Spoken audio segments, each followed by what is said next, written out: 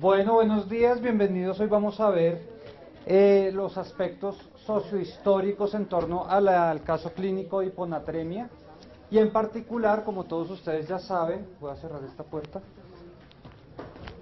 Cierras, gracias. Como ustedes ya saben, vamos a ver un poco el desarrollo histórico de cómo fue el origen del uso del laboratorio en los hospitales, en el diagnóstico clínico, y cómo eso, digamos, va a transformar los mismos hospitales, la misma estructura de arquitectura del hospital, el quehacer médico y también la relación médico-paciente, ¿no? Se va a crear, digamos, una relación a través del uso sistemático de análisis químicos y biológicos realizados en el laboratorio, una nueva forma de relacionarse con el médico, pues que el paciente cómo se relaciona con el médico, y eso va a generar, digamos, críticas ya históricas a finales del siglo XIX, y hoy en día han vuelto a surgir desde las últimas décadas algunas críticas muy fuertes a esa mirada hipertecnificada del paciente. Justamente ustedes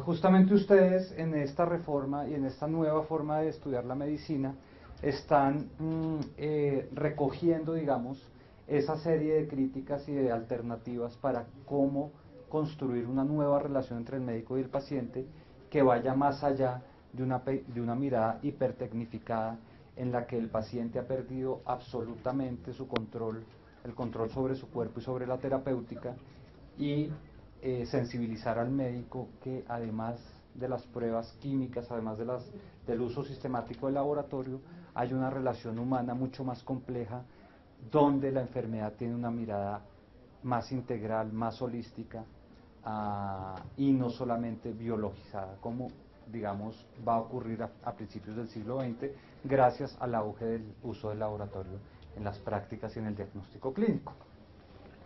Entonces, pues como les digo, vamos a mirar rápidamente qué es el laboratorio, qué es eso. El laboratorio es un ente monolítico, de dónde viene, cuándo surgió y cómo empieza a introducirse en los hospitales. Cuáles son las tecnologías, las técnicas y las prácticas que va a transformar el laboratorio en el quehacer médico. Les pido silencio, por favor. ¿Sí?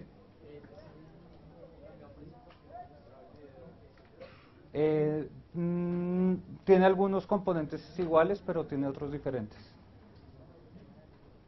¿Cómo? ¿Por qué?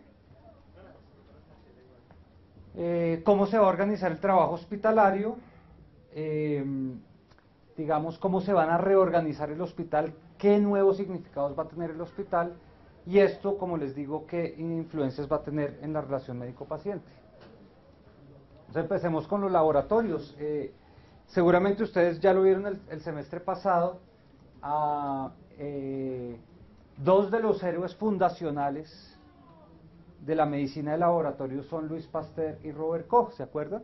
Sobre todo en el área de la bacteriología, cuando descubren que hay ciertos microorganismos que pueden generar enfermedades, se empieza a hacer todo un análisis sistemático en la búsqueda de estos microorganismos en el laboratorio, en la reproducción y cultivo de estos microorganismos y en la inoculación de estos organismos cultivados para generar las vacunas.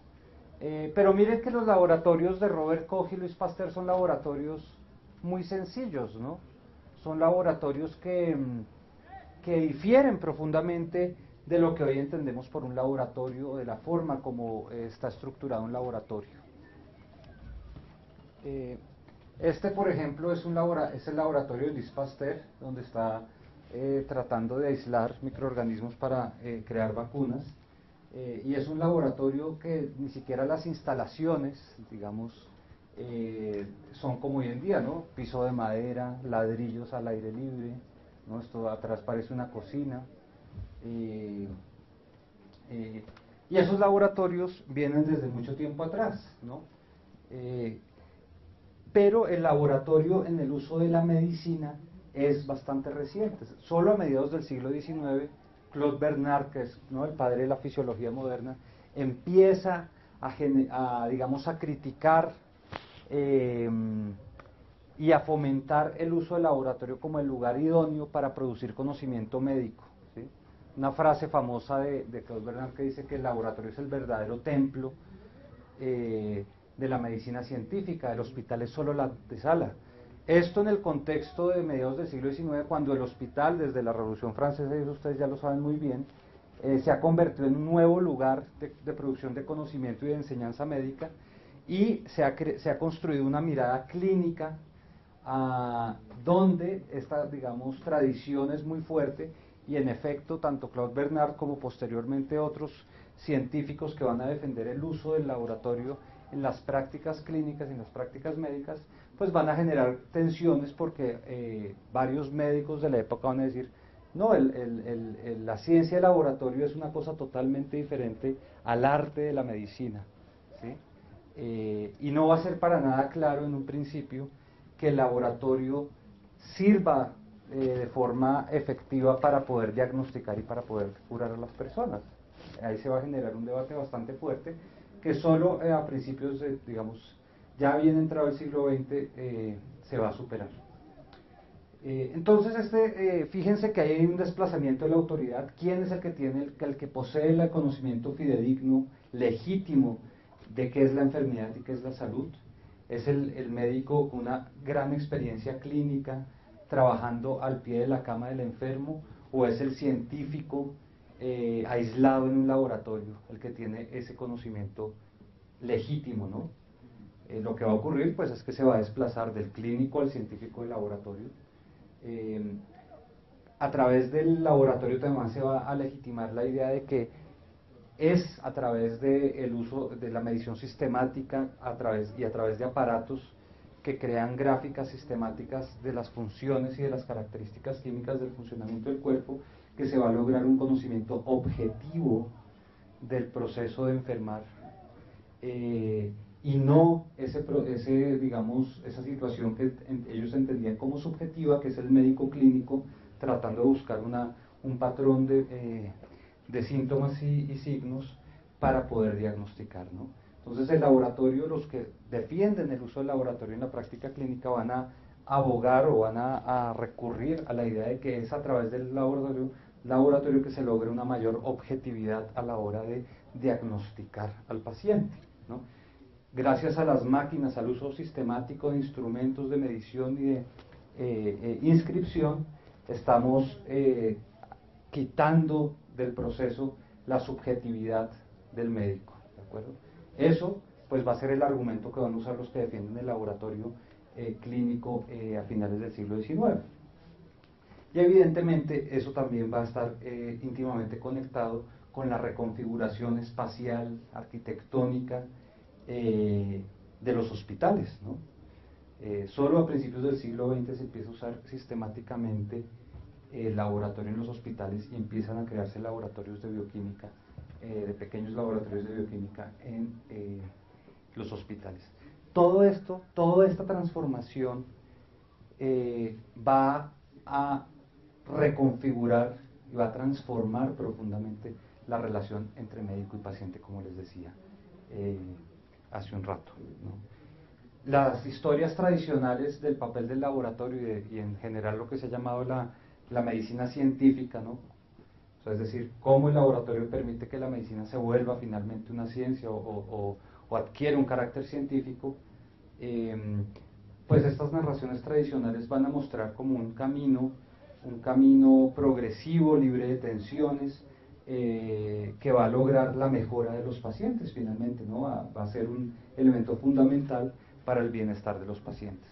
Pero ya en esa época y hoy en día, cuando estamos en hospitales tan hipertecnificados, esa mirada lineal progresiva ha sido problematizada, entre otras cosas porque se ha deshumanizado y se ha perdido, digamos, cualquier conocimiento, cualquier experiencia que tiene el paciente.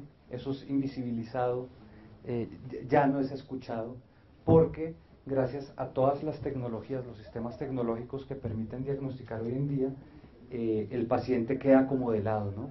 Es simplemente la fuente que va a dar la información para hacer un diagnóstico, pero la misma experiencia del paciente pierde absolutamente algún papel relevante, y eso ha sido pues fuertemente criticado hoy en día. Pero bueno, ya lo vamos a ver más adelante. En todo caso, el laboratorio, aunque en el uso de la práctica clínica es reciente, relativamente reciente, finales del siglo XIX, los laboratorios existen desde hace mucho tiempo, ¿no? Este es un laboratorio que aparece, por ejemplo, en la enciclopedia. ¿Se acuerdan de ese gran proyecto de la Ilustración, que es la enciclopedia, ¿no? Un proyecto para difundir conocimientos útiles a una población amplia? Y acá podemos ver, por ejemplo, es un laboratorio del siglo XVIII en el que todavía se están haciendo tablas químicas con signos alquímicos, ¿no? Todavía la alquimia y la química no se han separado del todo, ¿no? Este, por ejemplo, es un laboratorio, lo podríamos llamar un laboratorio de alquimia del siglo XVI, del siglo XVII, ¿no? Es una representación de cómo sería un laboratorio alquímico, donde además de estar buscando la piedra filosofal, donde además de estar buscando, por ejemplo, procesos de convertir hierro en oro, también están produciendo una serie de conocimientos sistemáticos de cómo son los elementos, cómo es la materia, cómo se comporta, cómo reacciona, etcétera, etcétera, ¿no? Por lo tanto, los laboratorios vienen de una larga tradición y van a tener múltiples funciones, ¿no? Este, por ejemplo, es el laboratorio de Louis Pasteur en Francia, en París. Es un laboratorio donde se está produciendo conocimiento, nuevo conocimiento científico, ¿cierto? El laboratorio es un lugar donde se produce conocimiento científico, ¿sí? Este, por ejemplo, es el famoso laboratorio de medicina tropical en Liverpool, de Ronald Rose, ¿no? Finales del siglo XIX, principios del siglo XX. Pero fíjense que además de estar produciendo conocimiento, también se vuelve un espacio de enseñanza, de docencia, ¿no? Este es otro laboratorio también de medicina tropical en Londres, el de Patrick Manson, que además muestra algo novedoso, ¿no? ¿Qué ven que sea novedoso en ese?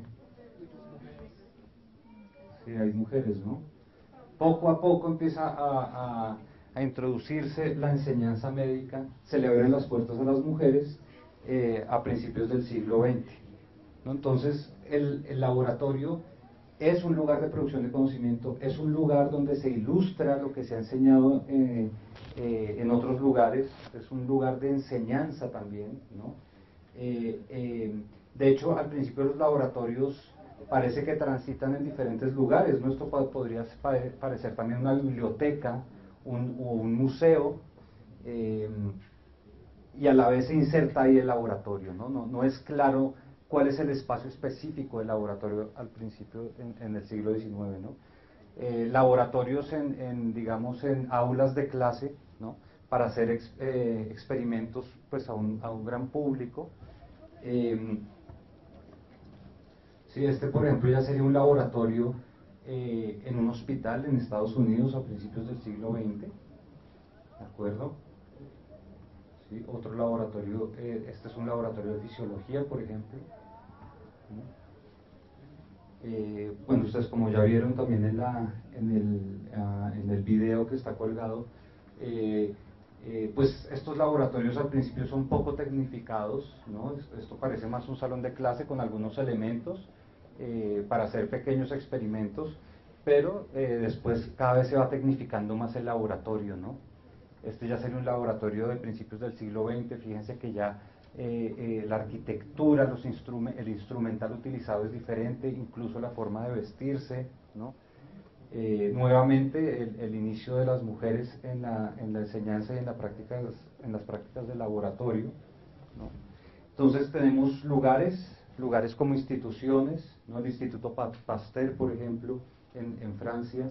Tenemos laboratorios en universidades, tenemos laboratorios en hospitales, ahorita lo vamos a ver más en detalle, pero también tenemos laboratorios, por ejemplo, en empresas privadas. Esta, por ejemplo, es una farmacéutica, esta es la famosa Bayer, ¿no? Donde también hay todo un uso sistemático de las prácticas del laboratorio, ¿no? Y por otro lado, también pues el laboratorio, como es evidente, va a ser un lugar de trabajo que poco a poco se va a empezar a regular, van a empezar a preocuparse por las condiciones de seguridad, las condiciones ergonómicas, etcétera, que permitan, digamos, el buen funcionamiento y la seguridad de sus practicantes, ¿no? Este, por ejemplo, es un laboratorio colombiano, es tal vez el primer laboratorio de química que se crea, por lo menos en Bogotá. Este es un médico que se dedica a la química, el doctor Tapia, que es enviado a Francia y se trae su laboratorio, su pequeño laboratorio, estos principios del siglo XX, ¿sí? Principios del siglo XX. Es interesante el doctor Tapia. Fue profesor acá de la Universidad de Rosario de Química, fue profesor en la Universidad Nacional de Colombia, y gracias a ese laboratorio, unos años antes, hace un análisis de la chicha, ¿sí? El primer análisis químico que se hace de la chicha, y se patologiza, ¿no? Hay otro médico que se llama Liborio Cerda, también de esta universidad, la Universidad de Rosario, además de la Universidad Nacional, ministro de Instrucción Pública. Liborio Cerda, a través de los análisis químicos que le ha hecho Tapia, concluye que el proceso de fermentación de la chicha produce una toxina, y por lo tanto construye un concepto patológico de la chicha que va a llamar el chichismo, ¿no? Eso se va a problematizar en la década de los 30 y 40, pero durante muchos años pues se consolida esta idea de que el consumo de la chicha produce una enfermedad que es el chichismo, que entre otras cosas embrutece y degenera al pueblo, ¿no? Eso atravesado también por intereses económicos como los de las cervecerías, que pues están tratando de reemplazar la bebida popular por excelencia, que es la chicha, por la cerveza. Entonces este laboratorio, fíjense que es un laboratorio con múltiples funciones, ¿no? Es un laboratorio donde se hacen análisis químicos de alimentos, por ejemplo. Es un laboratorio donde los estudiantes de medicina van a ir a hacer prácticas, etcétera, etcétera, ¿sí? El laboratorio en sus inicios todavía no es un lugar claramente definido, y donde convergen diferentes saberes y diferentes tradiciones, ¿no? Podría haber laboratorios de bacteriología, laboratorios químicos, posteriormente laboratorios de endocrinología, etcétera, etcétera, ¿no? Y una función muy importante que van a empezar a tener los laboratorios solo a finales del siglo XIX es el laboratorio para realizar pruebas diagnósticas, ¿sí? Es ahí cuando realmente el laboratorio empieza a formar parte integral de las prácticas médicas en los hospitales, ¿no? ¿Para qué va a servir ese laboratorio? Para identificar enfermedades infecciosas, ¿no? Gracias a la bacteriología, para analizar fluidos corporales, ¿no? Gracias a la mirada fisiopatológica, y para diagnosticar, por ejemplo, tumores cancerígenos, ¿no? En el caso de la fisiopatología, eso va a permitir un nuevo entendimiento del síntoma, que hasta el siglo XIX se entendía como algo muy subjetivo, que dependía, digamos, eso de la subjetividad del paciente. No, pues es que tengo dolor de cabeza, tengo fiebre, pero eso realmente, ¿qué nos dice para el diagnóstico, ¿no? Entonces, gracias a la medición sistemática, en este caso, por ejemplo, de la fiebre, de la temperatura, de los procesos de temperatura de la enfermedad, la fisiología empieza a reevaluar el síntoma como algo subjetivo, y empieza a entender que si se mide sistemáticamente puede dar un síntoma preciso de cómo es el desarrollo de la enfermedad, ¿no? ¿Sí? Otros instrumentos empiezan a surgir para medir de forma sistemática ciertas alteraciones que puedan dar cuenta de algunas enfermedades o, mal funcionamientos fisiológicos, ¿no? el esfigmógrafo, por ejemplo, para medir el pulso arterial, ¿no? La alteración del metabolismo. Son instrumentos que van a construir, digamos, una nueva forma de entender cómo se produce conocimiento objetivo sobre la salud y la enfermedad de las personas. De nuevo, lo que les comentaba anteriormente. Ya no es esta mirada holística, integradora, la del médico, gracias a su experiencia y gracias a su relación con el paciente, la que le va a permitir a él diagnosticar de forma objetiva al paciente, sino va a ser a través de máquinas, de instrumentos de medición sistemática, los que van a permitir, digamos, evitar esa supuesta subjetividad del médico y ahora sí poder diagnosticar de forma objetiva, ¿no? Las prácticas del laboratorio pues también van a generar toda una serie de trabajos estandarizados, usted cómo debe medir ciertas sustancias, qué reactivos usar. Entonces pues va a empezar a haber una circulación global de reactivos, de estándares que van a permitir hacer mediciones, digamos, sistemáticas, ¿no? Eso va a estar inscrito en una serie de redes metrológicas, es decir, de una infraestructura que permite estandarizar ciertos elementos, ¿sí?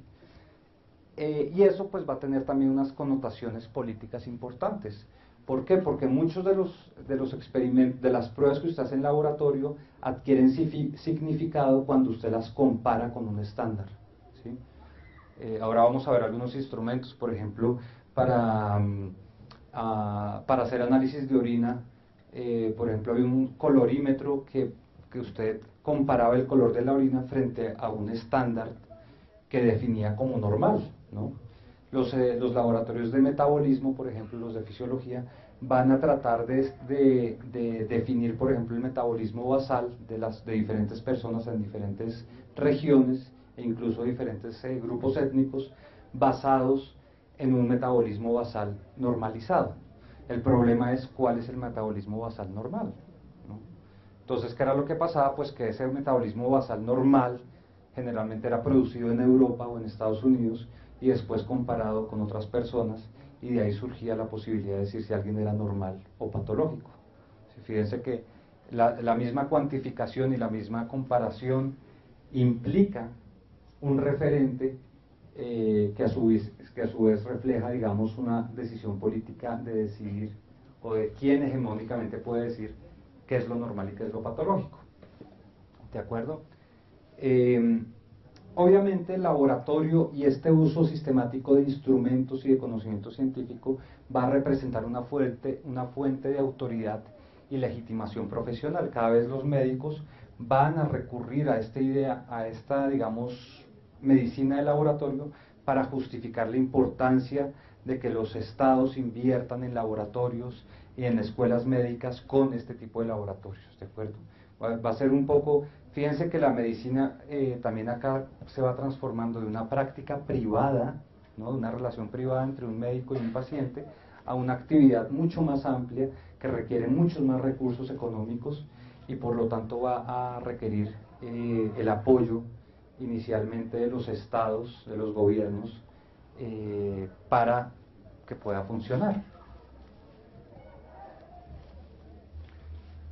¿Sí? Entonces, pues ese laboratorio, que no es para nada un ente homogéneo, que tiene múltiples funciones, múltiples estructuras, múltiples lugares, empieza a incursionar a finales del siglo XIX en la práctica médica y, como les digo, va a transformar el entendimiento tanto del cuerpo como de la enfermedad y la terapéutica, ¿no? Acuérdense el semestre pasado cuando mirábamos cómo se transforma, por ejemplo, una mirada anatómica a una mirada fisiológica de la enfermedad, ¿no?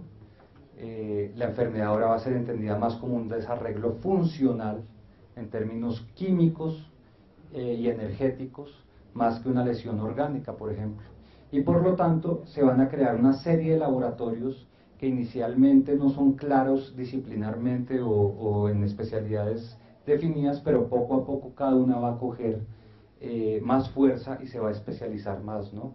Laboratorios de histología que están tratando de ver la estructura de las células, laboratorios de bacteriología, ¿no? Eso también ya lo lo hemos visto el semestre pasado, que están buscando microorganismos, es decir, son laboratorios biológicos, laboratorios de farmacología, que están viendo cómo ciertas sustancias, venenos y drogas afectan el funcionamiento del cuerpo. Este, por ejemplo, es un laboratorio, el laboratorio de farmacología, es un laboratorio que también trae una larga tradición a través de la toxicología, ¿no? Es decir, a través de cómo los venenos afectan el organismo humano. Ya desde principios del siglo XIX la toxicología empieza a tomar fuerza, y evidentemente los laboratorios de fisiología, que también lo hemos visto detalladamente, pero estos laboratorios de fisiología se empiezan a especializar cada vez más, ¿no? Por ejemplo, a través de la endocrinología, ¿no? Surge el concepto de hormonas como esos transmisores químicos de información que permiten hacer regulaciones fisiológicas, y surge el laboratorio ya propiamente dicho de bioquímica, donde se sigue trabajando el estudio de la nutrición, el metabolismo, pero sobre todo se empiezan a entender o a analizar procesos enzimáticos y metabólicos. ¿Sí?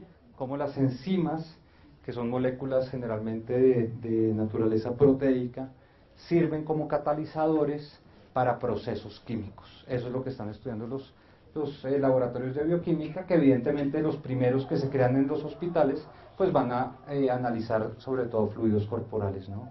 Orina y sangre, por ejemplo. Entonces, pues ya miramos un poco el laboratorio, miremos un poco el desarrollo del hospital para ver eso finalmente cómo se conjuga, ¿no? Ay, perdón. Bueno, esta ya... No, esto también lo vieron ya en el video, es un hospital, digamos, es una representación de un hospital en la temprana Edad Media, en España, ¿no? En el sur de España, durante lo que los españoles posteriormente van a llamar la conquista árabe, ¿no? Que es un lugar, digamos, muy dinámico de conocimiento médico. Este sería, por ejemplo, un hospital medieval, ¿no? Donde se empieza a ver que el hospital tiene varias funciones, ¿no? Funciones caritativas. Generalmente estos que están ahí en el hospital son personas pobres que van a salvar el alma más que a salvar el cuerpo, pero también el hospital tiene funciones de alimentación, de curación, ¿no? Y la misma estructura, la misma arquitectura de los hospitales medievales pues tiene un sentido, tiene una lógica, ¿no? Este es un hospital en Valencia, por ejemplo. Fíjense que los planos del hospital incluyen, por ejemplo, huertas para la alimentación de los enfermos, que se entiende como algo fundamental para la cura de los mismos, ¿no? Este es un hospital en Florencia, también pues con un diseño arquitectónico determinado de acuerdo a la forma como se entiende la salud y la enfermedad de la época. Es decir, la arquitectura de un hospital nos habla también de cómo en una época determinada se está entendiendo qué es la salud y la enfermedad y cómo se debe intervenir, ¿no? Y claro, paulatinamente los hospitales empiezan a ganar tamaño, ¿no? Este es el famoso Hospital de los Inválidos en Francia. Incluso muchos hospitales siguen usando, digamos, las instalaciones medievales, pero empiezan a remodelar y a, digamos, modernizar su interior, ¿no? Este sería un hospital medieval que ha sido transformado ya a principios del siglo XX, ¿no? ¿Sí? Este pues ya sería un hospital mucho más parecido a los hospitales que conocemos hoy en día, ¿no? Es un hospital tecnificado, es un hospital, ahora lo vamos a ver también, donde hay diferentes secciones muy específicas, hay espacios para laboratorio, hay diferentes pabellones, pero también es un hospital que está hecho a la medida de la sociedad industrial y productiva en que este hospital surge, ¿no? Es un hospital donde también se adopta toda una serie de saberes y prácticas de administración, de cómo gestionar la información y los recursos del hospital, muy influenciado, por ejemplo, por el taylorismo de principios del siglo XX, no solamente para la gestión administrativa del hospital, sino también incluso para la gestión de los pacientes, ¿no? El hospital ahora es un lugar donde se llevan cuerpos para recuperarlos, digamos, en su proceso de productividad, ¿sí? El Taylorismo, ¿se acuerdan? A principios del siglo XX, un ingeniero norteamericano va a acuñar o va a desarrollar, digamos, lo que se va a llamar la gestión científica del trabajo. Entonces Taylor lo que dice es, mire, si usted quiere mejorar la productividad de las empresas, tenemos que gestionar el trabajo de los obreros de forma científica. Entonces vamos a meter cronómetros, reglas, para ver cómo se mueven los obreros, cómo están poniendo un tornillo, si la caja de tornillos está acá o está acá, implica que yo me demoro más, ¿sí? Entonces, al detalle de la milésima de segundo, vamos a analizar cómo los obreros tienen que comportarse, cómo tienen que moverse, cómo tienen que hacer sus gestos para optimizar la productividad. Eso viene de la mano, acuérdense, ya te doy la palabra, del semestre pasado, de estudios de medicina y la ciencia del trabajo. Digamos que no solamente se están preguntando por cómo optimizar el trabajo a partir del comportamiento de los obreros en las líneas de producción, sino también fisiológicamente cómo optimizar el trabajo, ¿no? ¿Qué debería comer un obrero para que el trabajo, la energía que gasta en el trabajo, sea, digamos, recuperada a través de la alimentación? ¿Sí? Yo estaba leyendo la lectura y a mí no me quedó muy claro cómo el Taylorismo que llega a la medicina. O sea, yo entendí que fue porque Taylor, o sea, él era, creo que trabajaba en una fábrica de acero, ¿cierto? Sí, Acero, de acero. Entonces ellos producían el acero para las líneas de los ferrocarriles. ¿De acuerdo? Sí, Sí. en los ferrocarriles empezaron a implementar hospitales, ¿verdad? Y de eso No, pero digamos, la conexión que hace la lectura no es tanto que la fábrica de acero terminara vendiéndole servicios al hospital, sino que esa lógica del Taylorismo, digamos, de cómo optimizar un espacio para la producción, se adopta en el hospital. No solamente en el funcionamiento, digamos, administrativo y logístico del hospital, sino incluso en la forma de entender a los pacientes. Fíjense que el hospital se vuelve un lugar donde van a entrar los cuerpos poco productivos, enfermos, y van a ser mejorados para volver al proceso productivo, ¿sí? Esa es un poco la idea general de cómo el hospital adquiere un nuevo significado dentro de esa, digamos, dentro de esa lógica productivista del capitalismo moderno, ¿sí?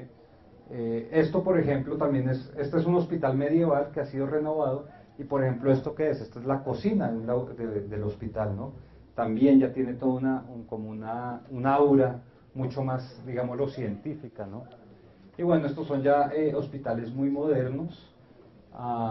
Este, por ejemplo, es un hospital en Uruguay que se construyó en la década, finales en la década de los 70, ¿no? Pues con unas claras, digamos, características arquitectónicas que dan cuenta del hospital como un lugar totalmente diferente al hospital del siglo XVIII, ¿no? O del siglo XVII. ¿Sí? Esto es un lugar altamente tecnificado para, digamos, la curación tecnificada de los cuerpos enfermos, ¿no? Y esto, bueno, pues como les digo, va a impactar profundamente en el desarrollo de las disciplinas, especialidades médicas, ¿sí? Lo que pasa es que, aparte de la tecnificación, ¿qué otros aspectos son importantes para diferenciar un hospital, digamos, de la Edad Media y uno actual? Pues mira, por ejemplo, un hospital de la Edad Media es un hospital manejado por una orden religiosa, ¿sí? Con lo cual también tiene una concepción diferente de la función del hospital. Los hospitales de la Edad Media eran lugares de beneficencia donde la gente pobre iba más a salvar el alma que a curar el cuerpo, ¿de acuerdo? Poco a poco el hospital, digamos que la práctica médica no se ejercía en el hospital, ni la enseñanza médica, ni nada de eso. Poco a poco en el siglo XVIII empieza a tomar fuerza la idea de que el hospital es el lugar por excelencia tanto de la práctica como de la enseñanza médica, ¿de acuerdo? Y eso también de nuevo va a transformar la relación entre médico y paciente. Ahora, gracias a que un médico está mirando cientos de enfermos o docenas de enfermos, empieza a poder tener una, digamos, aproximación más sistemática al desarrollo de las enfermedades, ¿sí? Pero el médico que trabaja en el hospital es un médico clínico que está tratando de diagnosticar y entender el proceso de salud de enfermedad a través de la relación con el paciente, a través de una serie de síntomas, que están tratando, digamos, de una forma más holística, está relacionándose con el paciente, ¿cierto? Cuando entra al laboratorio, sí, de hecho digamos, un historiador y filósofo de las ciencias y la medicina, Michel Foucault, pues hablaba, ¿no?, en el nacimiento de la clínica, de ese pacto que mencionaba el doctor Quevedo, en el que el paciente no solamente tiene una relación privada con el médico, sino que se vuelve un objeto de estudio para producir conocimiento médico, ¿no? Y eso de nuevo va a transformar la relación entre médico y paciente, ¿sí? Esa relación privada entre médico y paciente, digamos, antes del siglo XVIII, era lo que otro sociólogo ha llamado una relación mucho más horizontal, en la que, como tampoco había un conocimiento tan sistemático y tecnificado, el paciente mismo podía discutir con el médico, ¿no?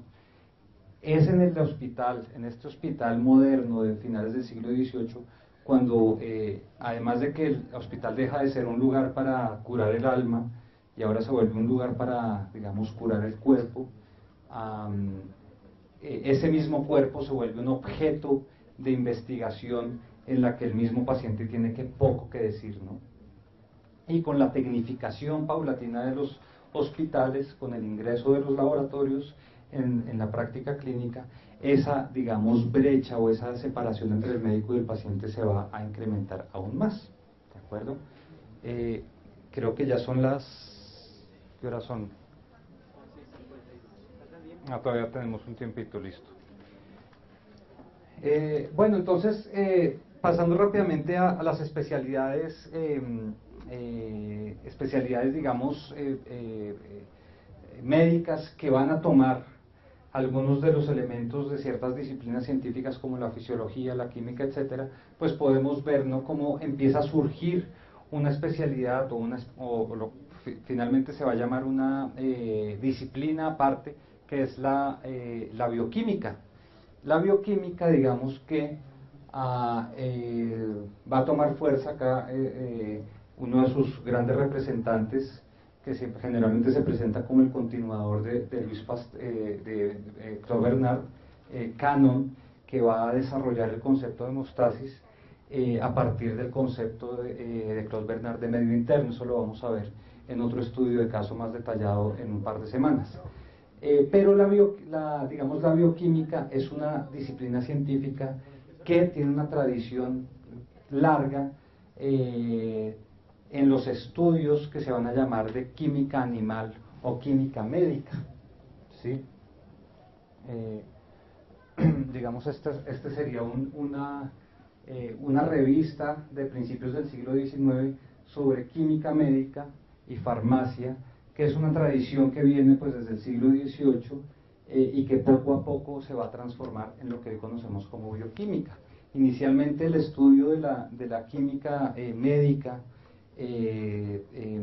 digamos, va a ser realizado por químicos o por médicos interesados por la química, y poco a poco se van a ir especializando en bioquímicos y se va a transformar, digamos, esa disciplina, ya no solamente preocupada por la química inorgánica y por algunos elementos de química orgánica, por ejemplo en la toxicología, sino que se va a empezar a preguntar por procesos metabólicos mucho más complejos,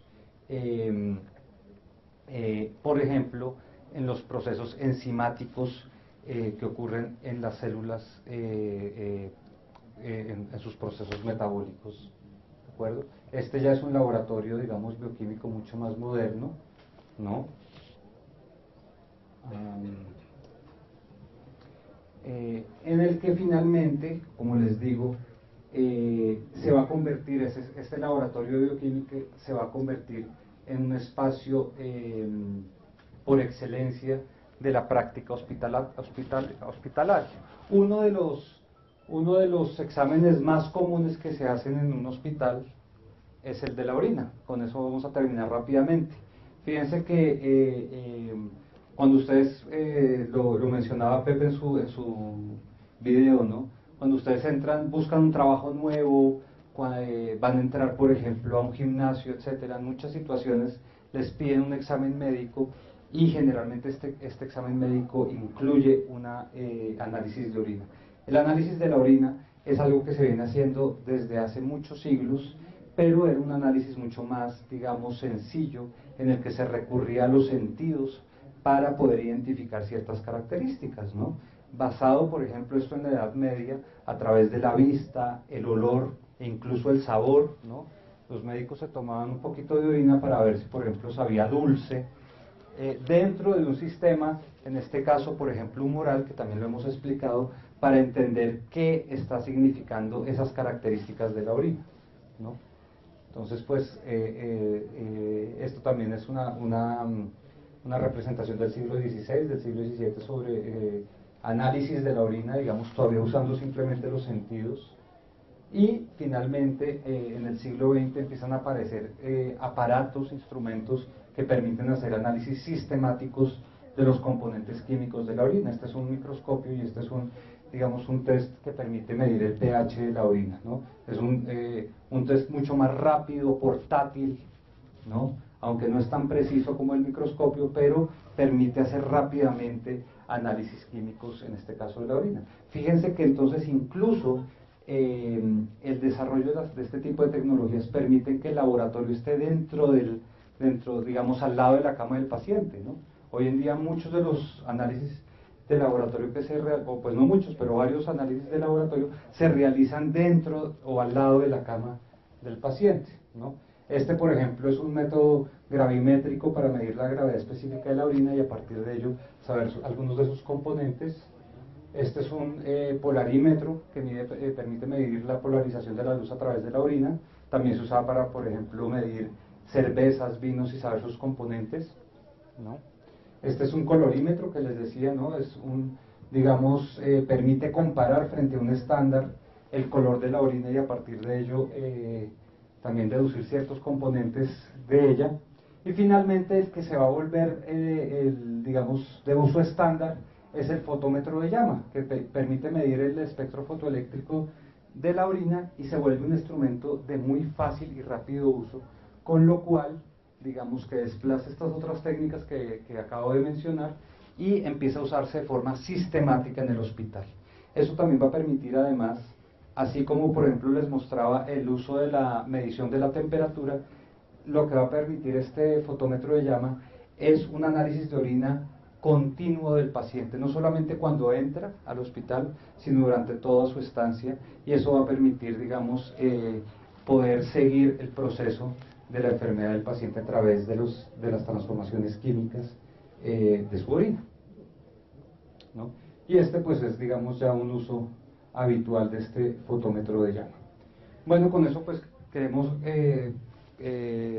terminamos con esta introducción al uso del laboratorio en el hospital.